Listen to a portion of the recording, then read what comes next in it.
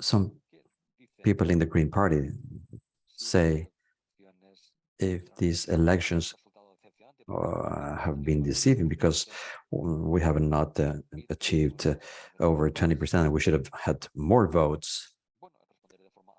I will be a bit ironical by saying that this is one of the best surprises that I've seen in my life.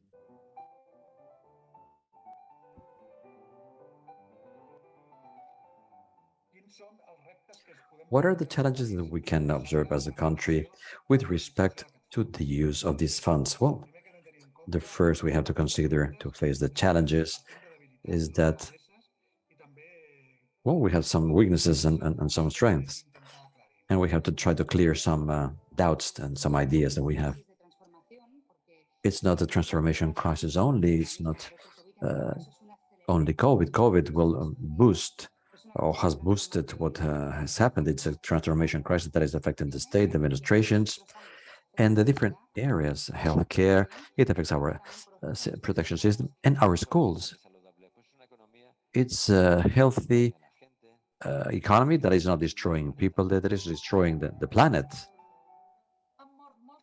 Many people died in shelter homes just in 1 year. Over 30,000 people passed away in homes for the elderly. This represents 40% of the COVID deaths in Spain. And the pandemic made us see things that already existed, but that, just to call it this way,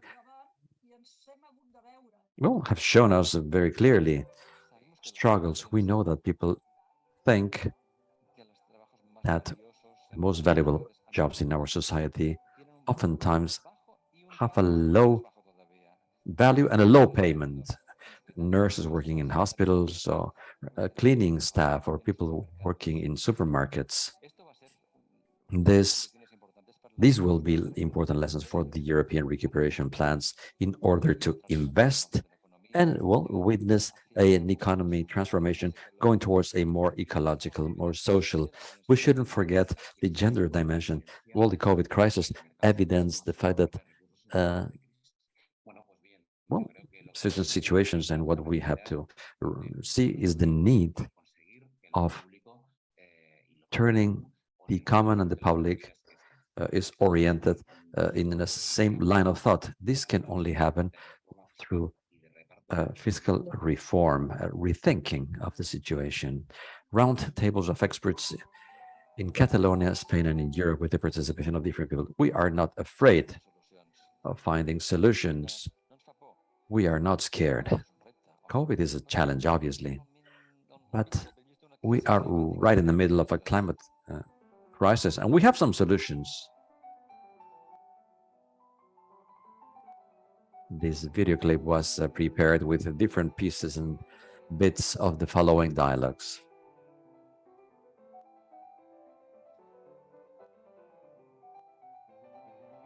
Follow us in the YouTube channel, Green European Foundation.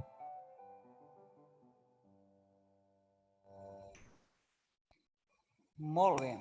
Molt bona tarda a tots. Well, good evening, everyone.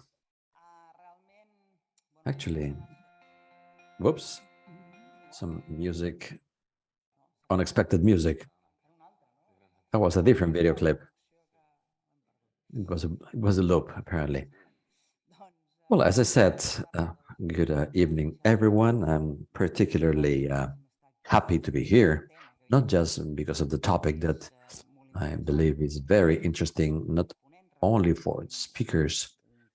We have a set of top-level speakers because we are doing it here in the Comisiones Obreras conference hall, a very nice place, and where many of us feel right at home in this place. So I am supposed to be your host today, guiding the debate, though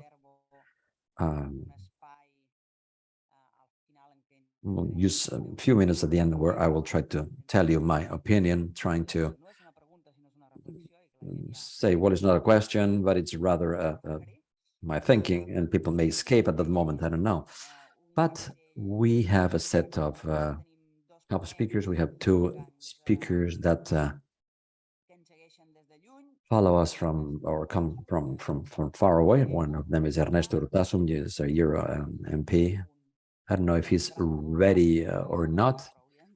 Anyway, he should be here any moment now. And the other is our distinguished Secretary of the Greens, Benedetta de Marte, who will join us in a second. Well, she's actually here, but we don't know who will be starting first because the online timings are difficult to organize. But then we'll have Héctor Sánchez Margalef, a researcher from CIDOB, who will help us live to set up the scene.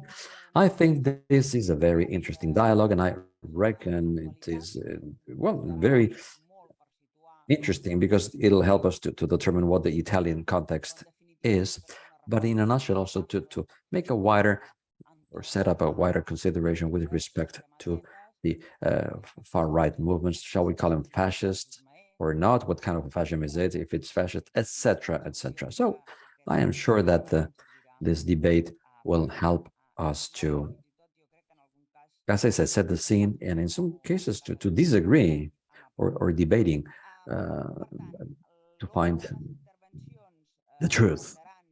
So the order of the interventions was, well, first of all, was Ernest, but now we have Benedetta, who's already here. She's been very much on time.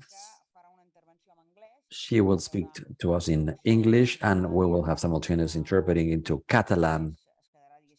And she'll stay with us during the debate. Then we will have Ernest, Urtasun, finally Héctor. And as I said, you won't escape because I will be speaking to you. Benedetta is here, so when you want, Benedetta, you have the floor.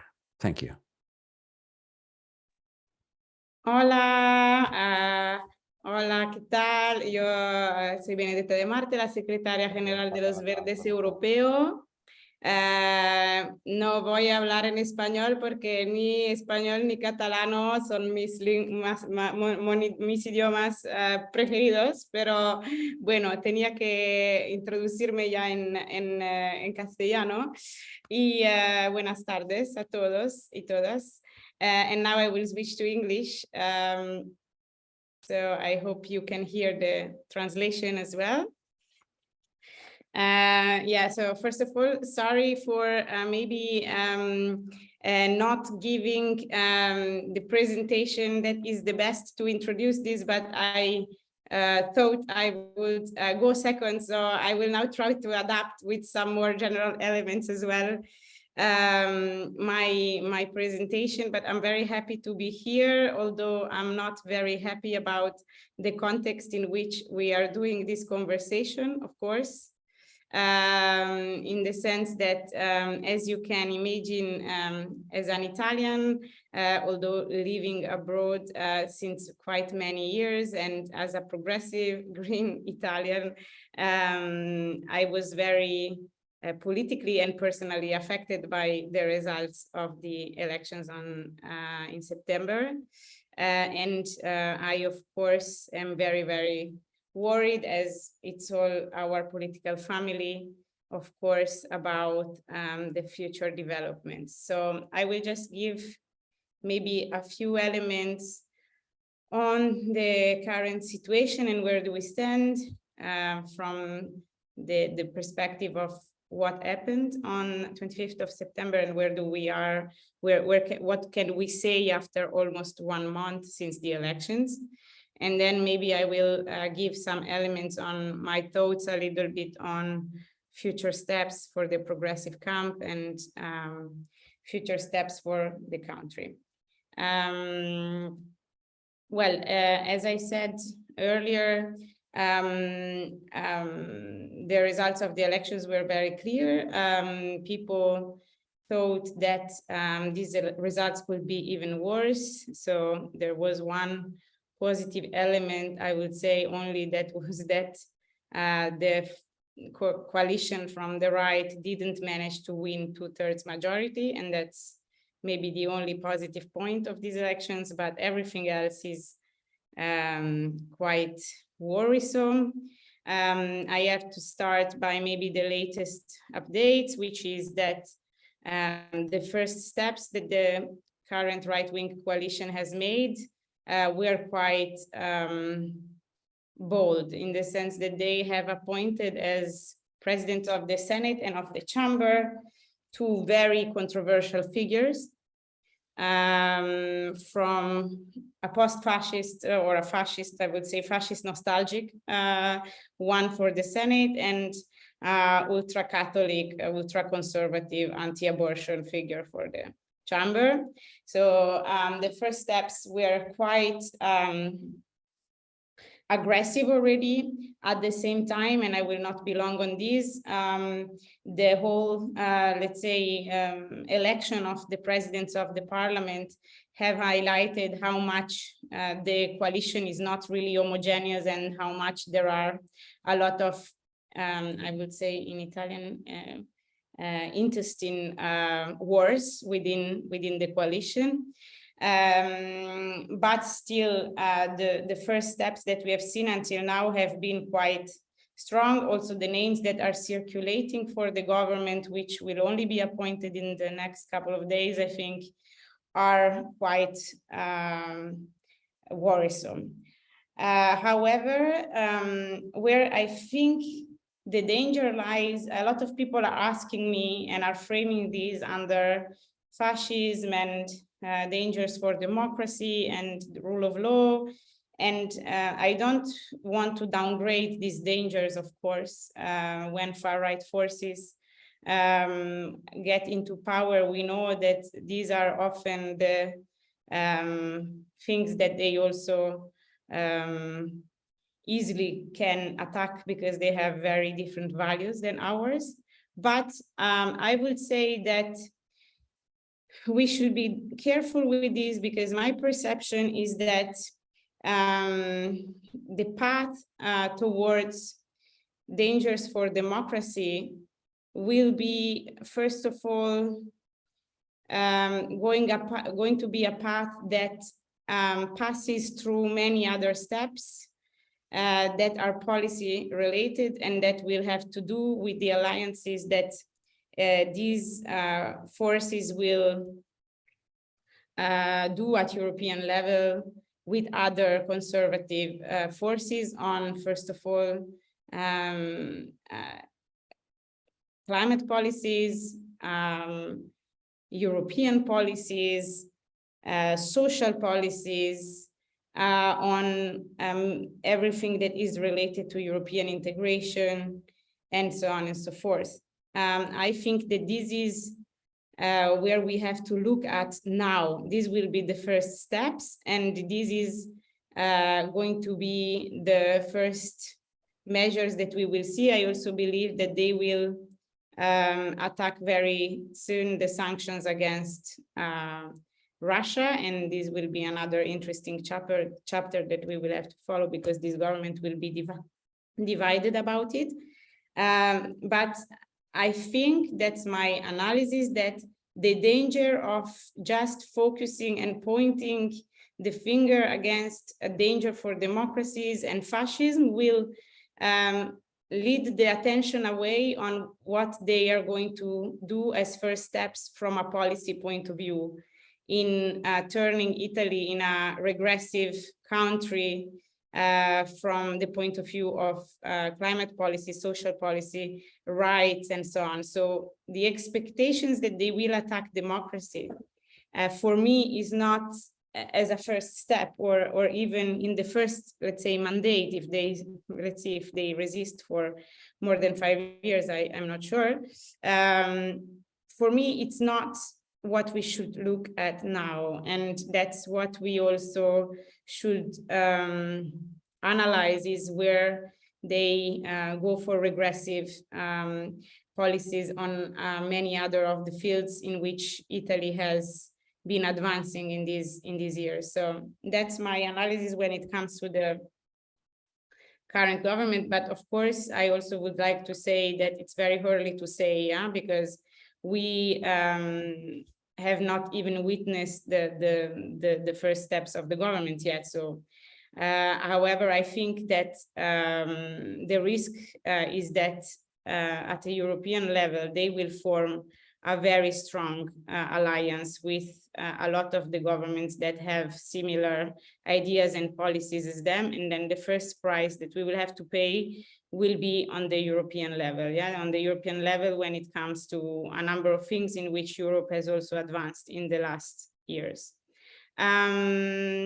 Then I will maybe give some elements also on what is going on in the progressive camp, as I think I understood that this can be of interest and have a bit the European Greens perspective on this. I think that, well, the result of the election showed what we kind of know also about PD and its lack of kind of being able to speak to its own traditional audience and electorate, its disconnection from reality when it comes to workers and when it comes to its traditional electorate. They've been paying the price for basically being in government with anyone in the last years and at every price. So the result is that they are now, of course, already fighting internally very, very strongly ahead of their next leadership change, which is going to be in March. And my guess is that until then, they will only be busy discussing these internal fights. Then we, of course, have seen a result which was quite surprising for the 5 Stars movement, because everyone was expecting 5 Stars movement to decrease very much, also from the last European elections where they had already an historic low. But in reality, they kind of managed to hi Ernest. Hola. They kind of managed to come back in force with this strengthened leadership by Giuseppe Conte, who, as you know, has been the prime minister of the government that they have done with Lega first and then with PD afterwards, who has been able to reposition them on a number of leftist topics and ideas. So they made a very, very leftist campaign that I would say was definitely based mostly on what they managed to achieve when they were in government. So it was quite smart because they could, you know, profile themselves as the one who had obtained a number of things which instead the others didn't manage to achieve. And at the same time was very populist and also positioning themselves more at the opposition rather than at the government of the last legislature. So they've been able to kind of reacquire a certain, let's say, opposition legitimation during the campaign, and this worked, and they achieved a good result. They have decided to, I mean, PD has decided not to run with them, and this was also for them the way to kind of reconquer some of the space, because of course they could have a campaign which was completely in opposition also to PD and to the previous government experiences they had with them. They've been quite ambiguous also on Russia and Ukraine. So this is also something that maybe needs to be contextualized, because in Italy, since I would say after 1 month that since the start of the war, the public opinion has switched very, very strongly in the pro-Russian field. So everyone who has been also advocating for, with a certain consistency, for positions that were not too radical, and this has been kind of winning part of the public opinion. And then, of course, there was, and maybe I will then close here because I've been speaking for quite a while, there has been a comeback of this Green Left Alliance and in Parliament, which was made out of 3 parties, or two main parties plus one. And these were the Italian Greens, Sinistra Italiana, and then a smaller party is called Possibile. And they achieved a result that allowed them to enter into parliament. They were in an alliance with Partito Democratico. Since the beginning, they didn't, let's say, they didn't negotiate for too long. They had decided this already quite ahead of the elections. And I have to say that for us, this was a very positive evolution at the beginning. We were very happy that finally, in this camp, in this progressive camp at the left of Partito Democratico, there was a political force that was kind of aligning since the very beginning, especially after all these divisions that the left and Green camp has had in the last years. So this was welcomed as a very positive evolution, and that we thought would, let's say, start rebuilding the space that we believe has been there since many years at the left of PD, but not only at the left, but in the whole, let's say, more youth climate movement, and related to the latest evolution in also, I would say, the Italian society. But unfortunately, this coalition in the end didn't have a great result. Yeah, so they managed to return into parliament, but they only achieved around 3.5% of the votes, which of course was not corresponding to the ambitions that we might have had for this camp.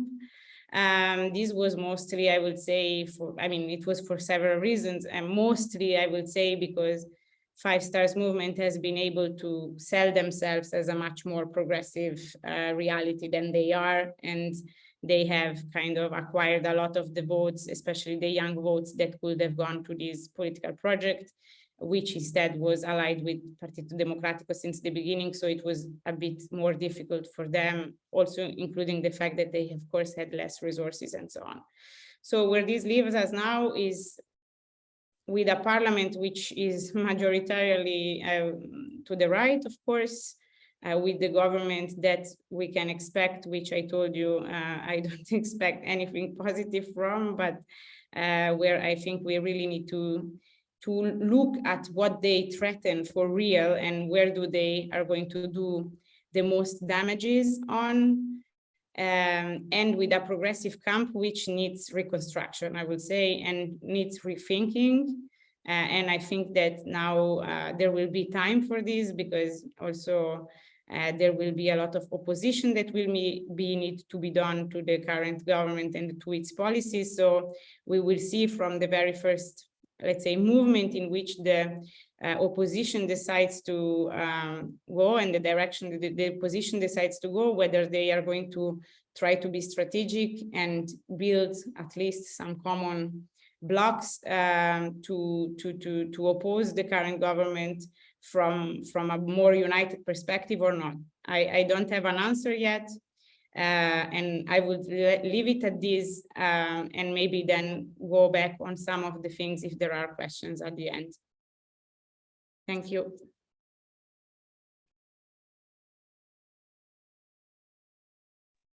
And I'm sorry if I spoke too quickly for the translator. Non c'è problema, grazie, molto gentile. Thank you so much, Benedetta. Grazie tante. I see that we have Ernest here with us, and allow me now give the floor to him so that he can participate. Well, yours. Thank you so much, Paola. Can you all hear me well? Yes? You're nodding. Well, good evening, everyone.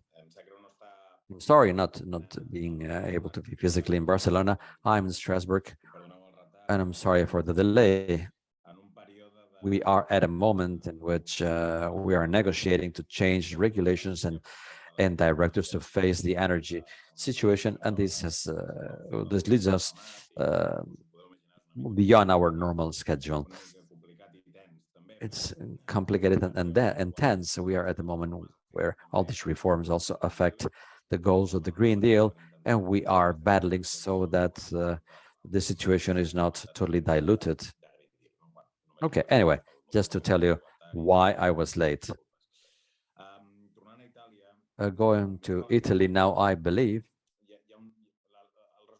that the Italian result is a consequence of a double dynamics. One is deeper and the other is more tactical. The deeper one is that lately this Italian invention called the technocratic governments has reached an end after the end of the big ideological parties. We entered a stage where the always complex Italian panorama has gone through a technocratic solution. This began with Monti, then Tiloni, then with Mario Draghi. And this election, well, put an end to this period. We're going back to a certain repoliticization, a strong repoliticization of the dynamics and the majorities with left-right dichotomy, more clear than in the past. And this is also the sign of the times. I think that the politics is coming back with great strength, with its load and strength of extreme right, far right. Well, in Italy, the technocratic stage is over. We're entering a new stage, a new time. People are voting parties with the more defined program. And the news of the elections, the results, means that not that the country has jumped into the far right, extreme right arms, because in terms of absolute votes, the left-wing bloc, Renzi, 5 stars, and the Democratic Party are not so far away from the winners. The big Fratelli d'Italia, which is extreme right, is the party, the hegemonical party in the conservative spectrum. And then the big difference in terms of seats in the chamber, well, there's been a big tactical mistake of Enrico Letta, thinking that making a responsible 5 stars for the fall of Mario Draghi. And I think that this was a big, an important error, something that we've heard about. Enrico Letta expected to be, or to have a different Mario Draghi, that a Mario Draghi that could be loved by the Democratic Party. That was not the case. And Mario Draghi is available to Giorgia Meloni to do some international work. And in one way or another, this is a tactical error that took place in an electoral system that that hasn't shown any coalition with 5 stars, as if our colleagues from Verdi Sinistra Italiana that did so, they understood this coalition with PD had to happen, even if we have big differences with Enrico Letta, but we wouldn't be in the hands of such a far right, extreme right parliament. There's a deeper dynamics, but there is also a political tactics issue, because Enrico Letta faces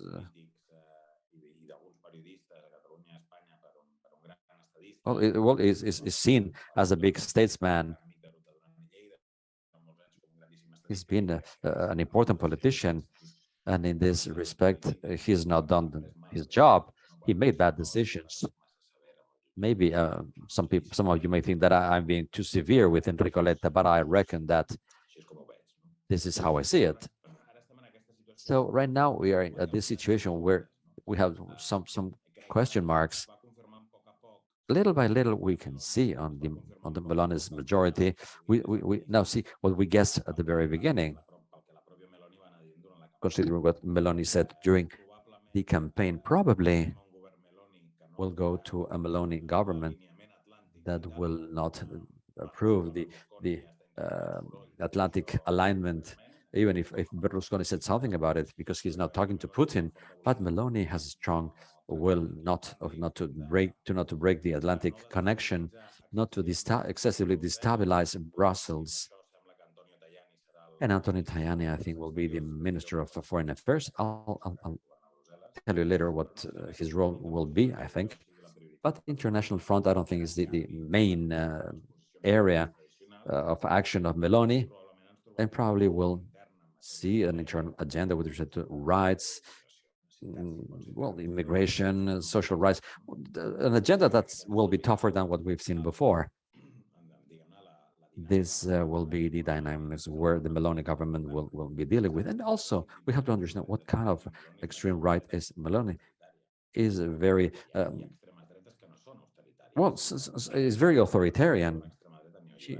She's a neoliberal with a big discipline on salaries in Italy. And we have to understand what is the political character of Fratelli Italia. Will be dealing with a stage where foreign policies in Italy will not change too much, but we will find salary discipline and social rights reduction that will be very tough. This is something that is being confirmed with the decisions that are being made, because privately I asked Paola who will be the Minister of Finance. That was a big question we had. Who will be the finance minister? This is something that is unknown. What is the role of Europe here? I don't know if you agree with me. I believe that Giorgia Meloni is quite more intelligent than, well, as in, or more intelligent as to, reach an alliance with Poland and Hungary. She's smarter than that. She's the third economy of the Eurozone, and she has a greater capacity of influence in Europe, rather than aligning with the liberal democracies of the European Union. Or, well, not democracies, because, talking about democracies in these countries is an oxymoron. But what I'm really concerned about is, rather than this alliance that may happen punctually, but that will not be a structural alliance. This is something we heard about, an axis between Varsovia, Budapest, and Rome. Well, Meloni will play a negative role in the leaps we have to continue doing in Europe. We have created the recuperation funds. We are working on energy, and she will be, she'll put a break probably in the progress so much needed. And we have another topic of interest, that is, well, we have some global reconsideration of the Green Deal in Europe, and Giorgia Meloni will play a very negative role. She will use her position to attack certain areas, and the environmental agenda will not be positively affected. Antonio Tajani will not play. Antonio Tajani in Europe is someone who's very well known to be opposed to these projects, and we, as eco members, as ecologists, generates concern. Let me add two more things before I finish. The first topic is that there is a brutal wave happening in Europe, because with respect to the Italian government, which is the final separation of the in Europe. Well, there's an effect in the sanitary healthcare or the Merkel area. The Merkel area is over. Healthcare will be negatively affected. The new government in Sweden is also affected by the extreme right, and this also had the support of Manfred Weber, and we've been talking about this. So PP entered the stage of normalization with all the agreements, but for us, the agreements that between PP and Vox in the different autonomous regions, well, an anomaly of the populares in Europe, putting Merkel's position, who had vetoed, she vetoed agreements with the far right in some lands, and now this is being normalized as something dangerous, and this healthcare protective line is going to be negatively affected. This is a very deep change that is worrying us. And finally, another element that I wanted to mention, that Benedetta also commented, is which is the role or the future of the left of the left-wing parties. Well, talked about it briefly, but we understand we've had very bad results. we didn't know how to do things properly. I'm speaking about left-wing and ecologists. I would like to praise Verdes and Sinistra Italia in this campaign, because I think that it's a small force, and they made a good choice in their campaign orientation, in their tactical strategy, for the PP in the majority list. And this means that there will be a majority group that includes Sinistra Italiana and the Greens. We couldn't be orphans in Europe. We needed people there. Benedetta said what I say. I would like to celebrate this effort. I had the honor, together with Benedetta, of being in Rome in the final event. That was a difficult moment for them, and we were there to support them. But we have to, as people from the left and as ecologists, we have to determine how we can help the left wing in Italy to reassemble their forces. There is a social component that is needed. We need to strengthen the unions. Meloni cannot have an easy legislature from minute zero. We have to have a mobilization against their policies, and we have to understand that we, at a moment in which technocracy is over, with big repoliticization of the political debate, how to face this cycle. And here, let me open up a big question mark, because I don't have a question to that. Let's see what kind of a collaboration we will have with the Five Stars movement, because ultimately they are a big force capable of articulating the vote in the south of Italy. If you look at the electoral map, the south is tinted in yellow. It's well, Conte's Five Stars now is well nicer than what we had in the past. But what is the role of Five Stars in the political dynamics in Italy? We have more questions than answers. But both ecologists and people from the left in Europe, we have to support our comrades in Italy and have to determine how these dynamics are evolving in the coming months. I'll stop here. I'm open to questions and to anything that may happen during the next presentation. Thank you. Good enough, Ernest. Well, you unveiled that we have private conversations. Well, we've been participated in different events. I was talking about Italy, and things are evolving in publicly and privately. Well, let me give the floor to our next speaker so that he can round up this first round of presentations. Well, thank you so much for your kind invitation to me. It's a great pleasure of being here with such admired people. The rest of you, my presentation is exactly what Ernest just said. Is the same, absolutely the same. But I will underscore some of the points that he said, and then I will make a final consideration about technocracy versus democracy. I totally agree with what Ernest said with respect to European foreign policy. I don't think Meloni will change the Atlantic alignment of Italy, and with respect to Ukraine war, we should not see big changes in that respect. But well, today I was looking at a survey published by Istituto Affari Internazionali.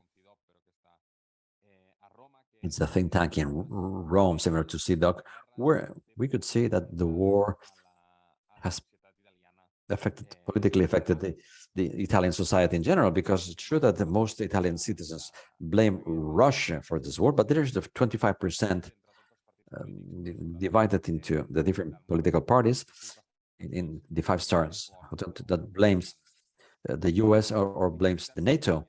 Most Italians think that any participation of Italy is well an element of concern. there's a percentage of Italians that are in favor of sanctions, but 57% of Italians are against sending weapons to Ukraine. It's relevant or surprising to say that the support to continue with this military support comes from the left and from the center. This also proves that this center and right wing has been more connected with Putin more than the left, and Meloni not so much yet, but it's something that did not exist. But that Salvini and Berlusconi are in contact with Russia. And also during the previous electoral campaign, there was a great concern in that respect, but we could see that the big problem for the European Union with respect to the Ukraine war could come from both Salvini as well as Berlusconi, not so much from Meloni.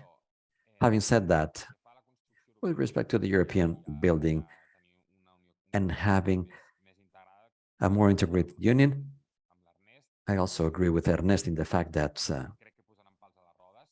they will put all obstacles because their project is to recuperate the sovereignty of the national sovereignty, and in that respect, and I think that this will, they will try to not boycott, not to make Brussels angry, but they have a 30% public debt, and if I'm not mistaken, they are not willing to do experiments. They need the next generation funds, as Spain does. So not very many experiments can have to be done. It's also very revealing, and as I said that before, the role played by Draghi approaching Meloni, surprising. But there's another consideration that I wanted to make. The terminology that we used to refer to this type of parties. I wouldn't call them fascists. We talked about this with Paola. Some years ago, fascist was a term that generated a response, but they are radical far-right parties. Different politologists seem to say that they divide these different between radical right and extreme right. They use physical violence because verbal violence is there. Sometimes it's enough to use verbal violence to gain new voters. So fascists, being called fascists with the will to create a new identity of a group, is something that I would stop using it, and I would refer to them as the radical far or extreme right. Because it's true, as Ernest said, the healthcare cordon or line has been broken. In Germany, whoever supported and blessed the coalition between Berlusconi and the rest. So we'll see how long this bloc is maintained in Germany. The extreme right is coming to us, and it's being normalized, and this is so. This has been so for quite a long time. But on the other hand, they have been voted democratically, and people vote them. And it's true that Hungary has very strong democratic regressions, where elections are not probably not totally free, but this is not a question that we should have in Italy or in Poland or in Spain. Therefore, what is this saying about us or about the progressive people of calling anti-democratic forces to these groups that have been democratically voted? That's a fallacy. This dilemma to solve that Italy solved in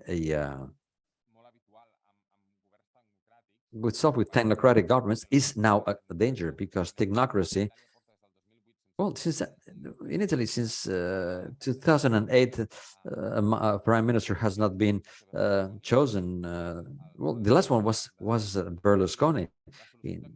But the technocratic solution at the end is a failure of the system, of the other parties that cannot present a valid alternative. And therefore, right at this moment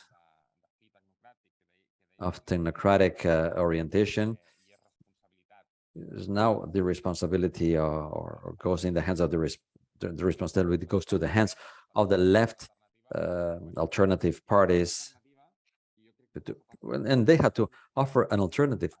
We have to be very empathic and very honest with them. Totally honest means being capable of explaining people that we have complicated times ahead of us, and the situation is not going to be easy, and radically empathic to be next to them to try to offer political solutions, not technocratic solutions that can facilitate other people's lives. And this is it for the moment. Thank you.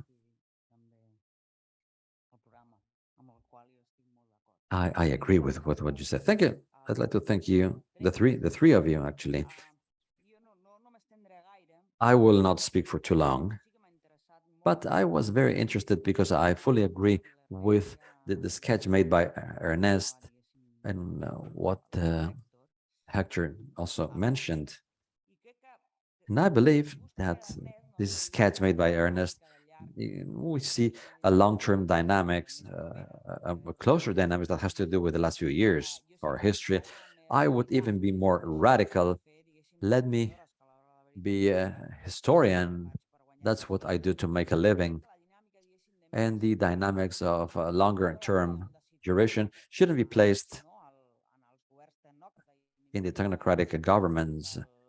And I believe that Ernest was talking about the Monte's government until in 2011. We should go back to 1993, 1994, 92, 93, 94. Let me put it in a different way. This idea of seeing a difficulty of the Italian political system to being rebuilt on the basis of ideological axes that can be easily recognized, and even if these are different recipes, they are a constructed recipe. Well, it comes from the First Republic's crisis, from the crisis of the traditional parties at the beginning of the 1990s, where most parties that had led the political life in Italy since 1945 will start a big crisis due to corruption, for example. I remember, I was very young, but I remember Amato's government and then Modini's government. Amato's government was a socialist, and Bertolini became a prime minister when he had been the president of the Bank of Italy. So they were technocrats as well. What do I mean by all this? Well, the difficulty of politics in general in Italy, of rebuilding itself, is something that happens since mid-90s, last century. And certainly right in the middle, we see the Berlusconism and anti-Berlusconism, something we should also mention, but it would be very complex to understand that was or at least to me, it's difficult to speak about an ideological counterposition, and in any case, a constructive approach on anti-Berlusconism. For example, the left wing should think about it and how much this has been useful to us. There's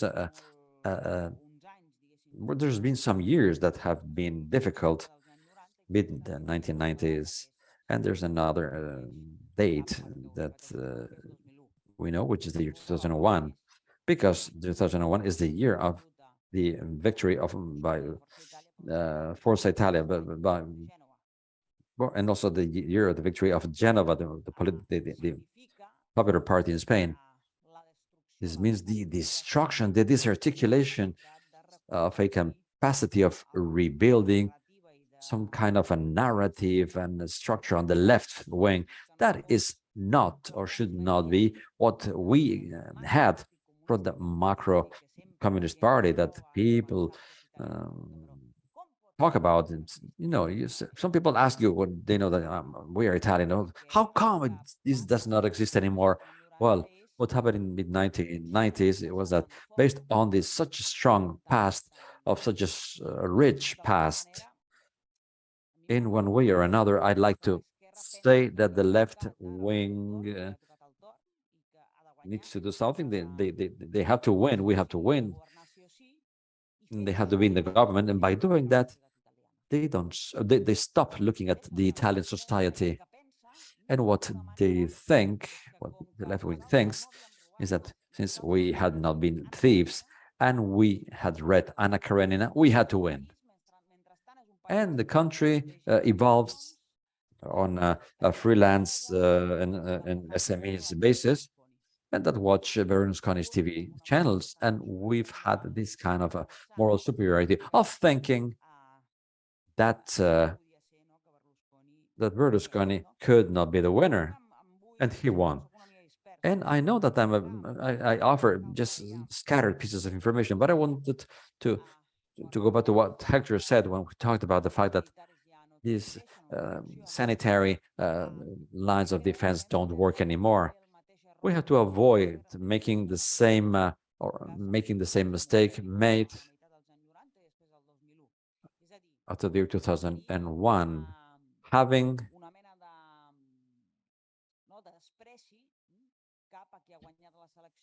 towards thinking negatively about those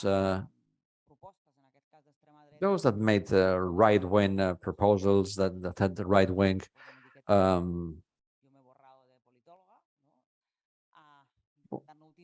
well, I mean, how to put it? You have to pay attention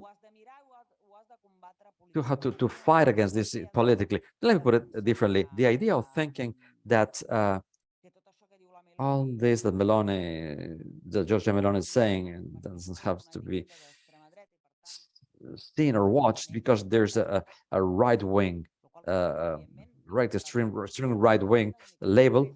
Well, something that you don't have to consider, but you have to listen to, because the way of observing this solution is something that should be more practical.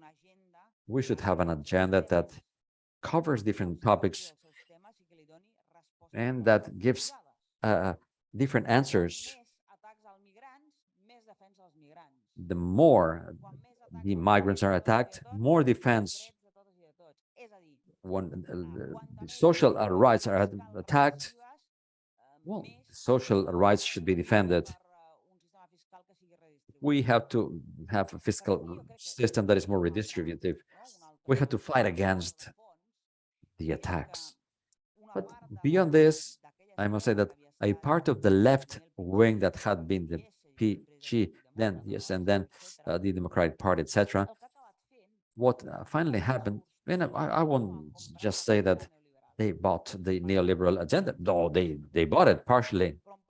But I think that what actually happened is that they accepted the technocracy idea not too long ago.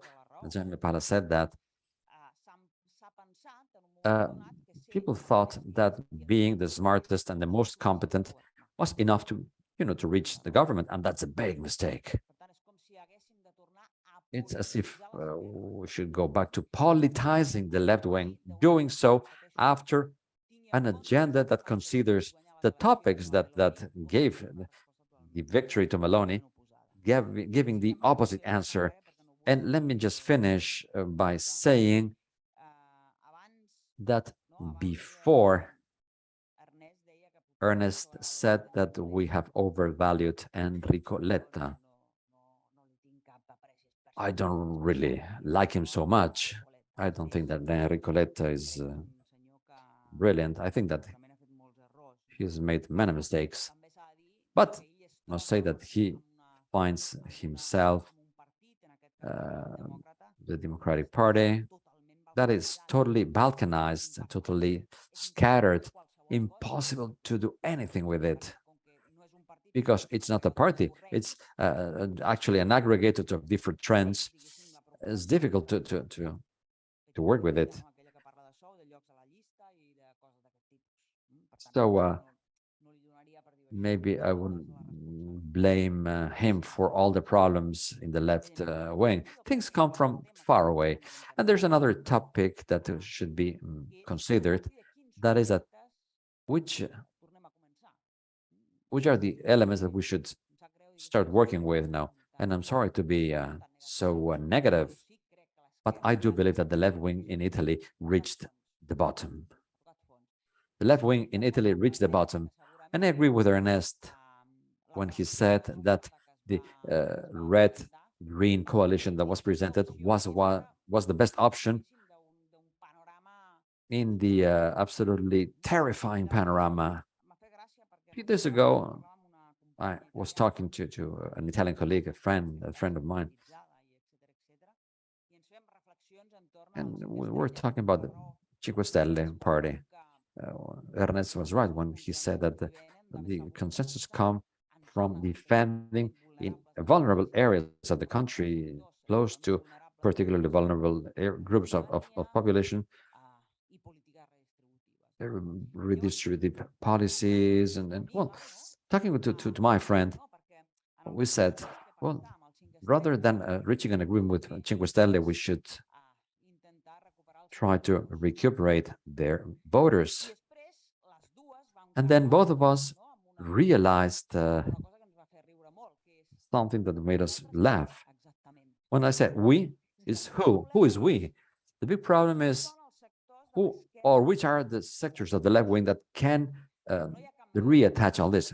Without a shade of a doubt, the coalition between Sinistra Italiana and the Greens is one of the top possibilities that probably will have to find more stakeholders. Otherwise, we won't have the strength or enough strength to do that. But right now, the problem is not so much the right-wing problem. And I'm sure that I coincide with the analysis made by the previous speaker. I think that the most complex points will not be foreign policies, but rather will be human rights, migrant rights, the ecological transition, fiscality. These will be the big elements of the agenda. This is something that is rather clear, I think, isn't it? And we will have to consider that these topics, these elements, are not so much the areas of the agenda of a new fascism, and I coincide with Héctor, but rather this has to do with an extremely group of reactionary forces similar to the Republican American Party or North America or British conservatives, if they don't die in the process. But this is the agenda, not different from this. But I think that we've read the script correctly. I'm worried about all that is not what I just said and is still left-wing. How will it be rebuilt?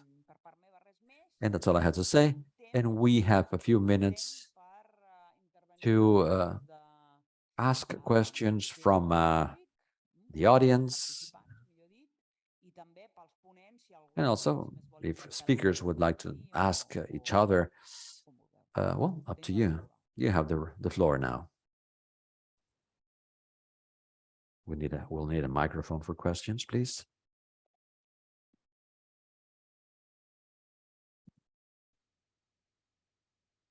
Hola, bona tarda. Hello, good evening. I'm Emily Benado. I collaborate with the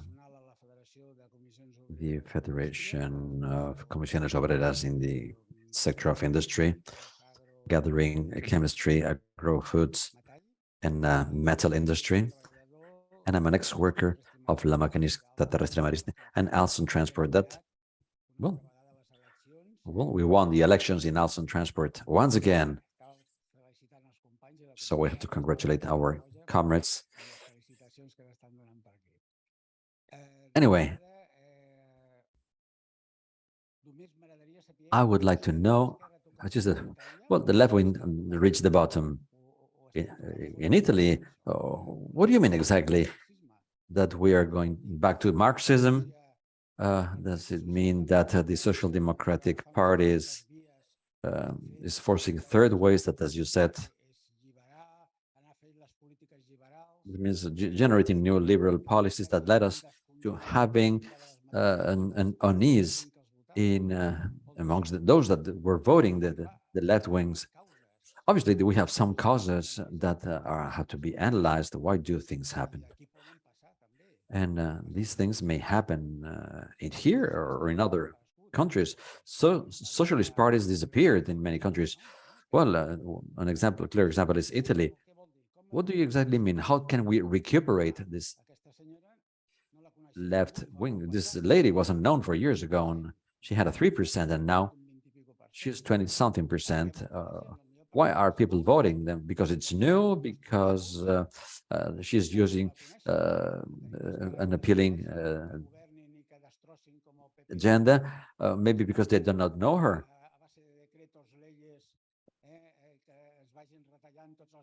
Shall we cut, or shall they cut unions, CCL and FIOM, for example?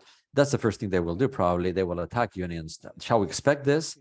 I would like to know your opinion about this. Thank you. With respect to what you just said, I'm not speaking about extreme right. To me, I think that this is the government of Berlusconi. Meloni was the minister of Berlusconi, but at that moment, the extreme right was not in fashion, was not the fad, but she followed this new line of conservative parties, or like the American Republicans. I don't know what your opinion about this is.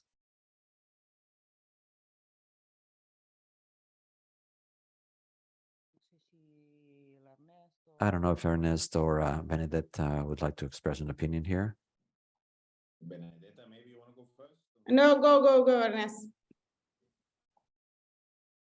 No, potser un parell de coses arrel del que Just a deies. couple of comments with respect to the questions we've heard right now. I believe that it's evident that we have been for quite a few years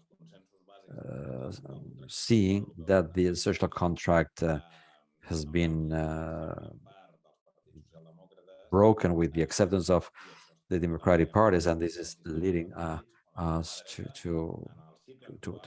the arms of the extreme right. They are, capitalizing this unease more efficiently. That had not been the case in the past. After the financial crisis, we were capable of articulate left-wing responses to this social unease, and now extreme right is being able to capitalize all this situation. Well, that's a response. And we should now see how we can reconnect, electorally reconnect with the working classes, the unfavored and more negatively impacted classes by the impact of the war, and also because of the movement dynamics that have invaded Europe in the last few years. I believe this is our big responsibility. Obviously, that's easier said than done. That's why I would like to act against any experience that has proved to connect with the social unease. And in the Italian case, this has to do with the type of collaboration we have with Cinque Stelle, that, they've been able to articulate the expression of a very strong social unease. This discomfort in Italy, is something that needs to be considered. And in the case of Italy, as I said before, we have to, the left wing and unions, we have to follow a process of repoliticization, of remobilization, of reconnecting with the unfavored classes. This is the most important thing. And Paola said before, how can we regain the Cinque Stelle votes? This is very complex, but this is the challenge we have ahead of us. And here we have some elements that need an answer. Héctor also said it, what kind of relation we have to re-articulate the left wing, which will only happen if we determine our relation with the extreme right. I don't know. Well, I resist to calling it extreme right.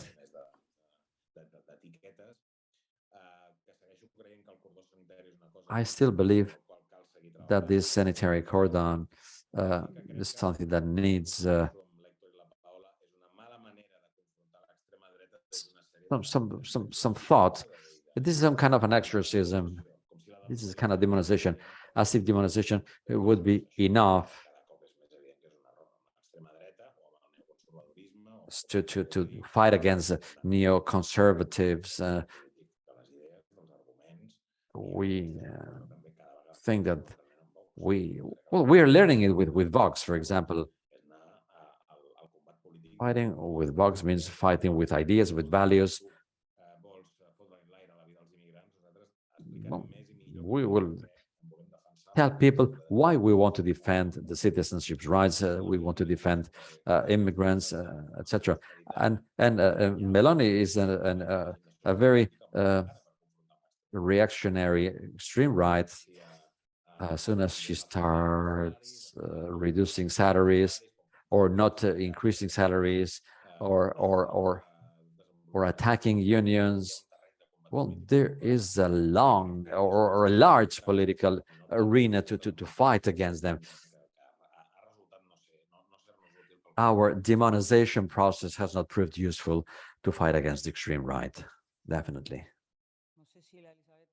I don't know if Elisabetta would like to intervene. Would you like to say something? Yes, thank you. First of all, I want to come in on this very last point about demonization of the extreme right, and this is not enough, indeed. I fully agree with that, and in Italy we've been witnessing this for years now, like the strategy already not only against the extreme right, but already against what was the embryo of the current extreme right, which was the 20 years of Berlusconi, has been to just create opposition and demonization of whatever this was.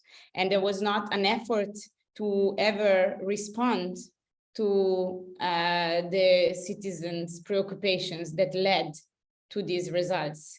The left has been for years now very, I don't know how to say this in English, but like very umbilicale, no? Like inward looking only and not really building up the project. And this has led to what we see now, among other factors. So in that sense, I want to strengthen this. And this is also what I was saying earlier about not just start also from the European perspective, pointing the fingers on the risks for democracy. Let's start pointing the fingers on every and each policy that is bringing Italy into regression. Yeah, so treatment of minorities, treatment of workers, conservative position on the ecological transition, and also at the European level, let's start pointing the fingers to each and everything that they contribute to bring Europe one step back. Yeah, so on the Green Deal and so on and so forth. I think this is going to be much more readable also for the Italian citizens than just calling the country fascist, yeah, because this is not going to work. In Italy, this is not going to play as it didn't until now in other countries that are under similar ultra-conservative government. So I very much agree with also the point of refounding left projects that are refounded on the basis of the attempt to answer to the reasons why citizens vote for the extreme right. Yeah, so and when it comes to how to do that and who to take on board, I have to say that I'm afraid that also I quite agree with Ernest on the fact that trying to recuperate the votes of the Five Stars movement might be difficult because they have found a key to enter into a number of citizens' concerns, which the left didn't manage for many years. And there has been a societal change that doesn't also, I think, allow not only PD, but also other possible leftist subjects or green subjects entering so easily into this camp. However, I also think that especially with the new generations and especially with a huge amount of abstentionists that we have today in Italy, because one of the elements that we didn't discuss was that the turnout for these elections went sensibly down in a country that normally has always a super high turnout. And this is also due to many of the things that have been pointed during the debate by the other speakers on technocracy and depolitization and everything that has been already pointed. I think that there is a lot of potential for repoliticizing people and young people, especially. We see a huge demand in young people, which doesn't find any answer in any political movement, to be honest, be it Five Stars, be it the far right. There is a demand on environment, especially. There is a demand, of course, on social rights and workers' rights and precarity, which is a huge topic in Italy for young people. There is a demand on identity politics, which is completely unanswered. So I think that the space to build a project is there, and to also eventually find alliances is there.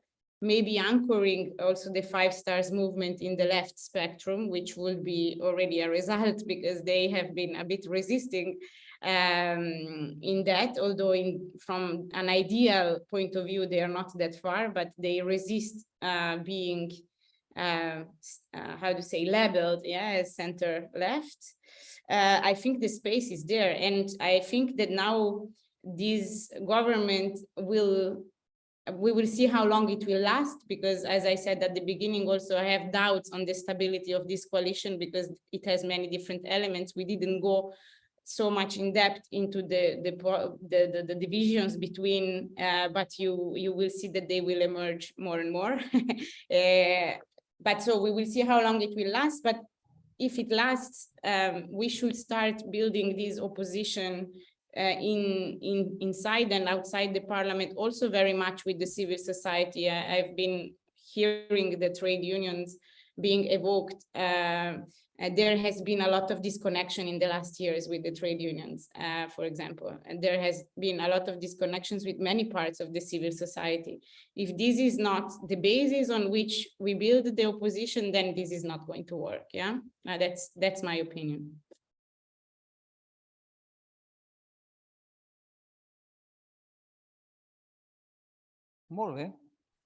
Good enough. Héctor, you wanted to make a final comment? Well, sure. If you allow me to say so. There's an issue that I believe needs to be solved inside the progressive area, which is the conjunction of this material agenda and the post-material agenda. This connects on how to recuperate the voters of the Cinque Stelle movement. Many people vote this party because of the basic income, because this affects their daily pockets. But there's a part of the left wing on the left of the social democratic parties that defends the post-materialistic agenda of feminism, ecologism, etc., etc. And here these dialogues can help. These red-green dialogues can help to try to gather these agendas, because sometimes we treat them as if they could not be combined anymore. And I mean that there's a topic, which is migration, where right now it seems like, well, well, I don't know if it's sufficient, it's important enough as to win or lose elections.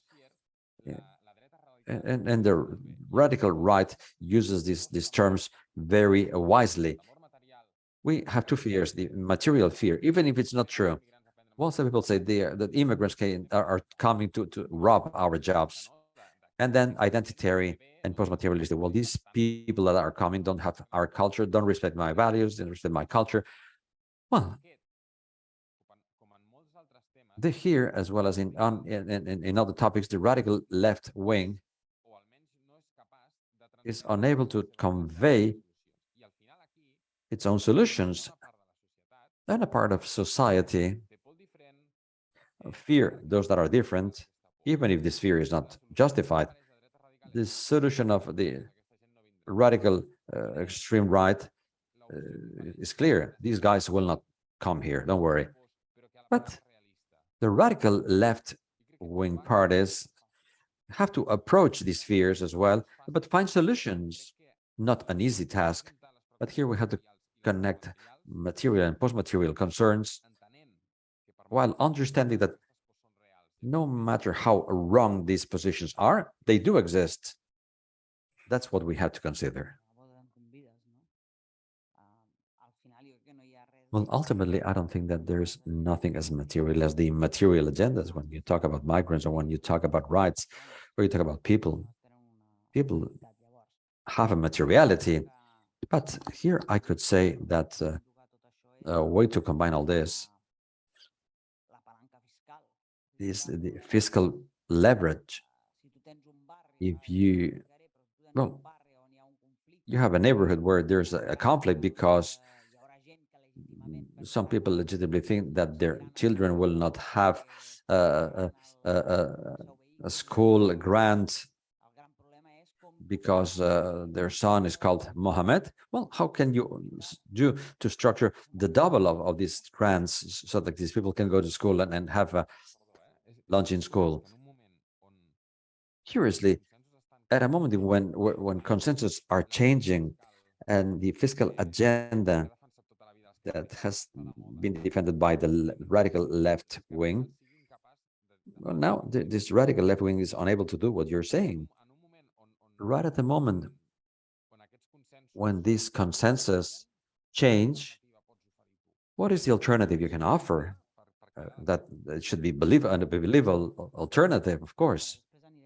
Well, we'll continue with that later once we're finished. Well, I think that we are have reached the time to finish. I would like to thank the participation to all the speakers, Héctor on the one hand, but also our distinguished guests, far away so close, Benedetta and Ernest, while thanking the New Horizons Foundation, thanking them for allowing us to think about these topics, and to Comisiones Obreras for having allowed us to use this room. And that's about it, isn't it? Well, thank you so much for being here.